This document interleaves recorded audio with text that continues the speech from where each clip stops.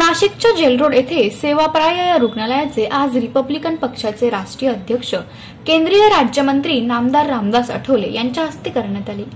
समाजातील गरीब गरजू घटकांना अल्पदरात औषधोपचार मिळण्यासाठी सेवाप्राय रुग्णालय उपयोगी ठरेल असा विश्वास नामदार रामदास आठवले यांनी सांगितला।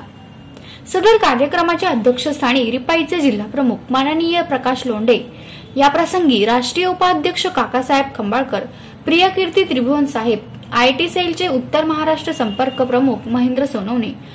एमडी चव्हाण, चंद्रशेखर कांबळे, हेमंत रणपिसे, रवी गायकवाड यांच्यासह नाशिक जिल्ह्यातील पक्षाचे सर्व पदाधिकारी, महानगर पदाधिकारी, सर्व शहराध्यक्ष, शहर पदाधिकारी, महिला आघाडीच्या पदाधिकारी, अल्पसंख्याक आघाडीचे पदाधिकारी, मातंग आघाडी, मराठा आघाडी, धनगर आघाडी, आदिवासी आघाडीचे प्रमुख पदाधिकारी यांच्यासह पदाधिकारी उपस्थित होते।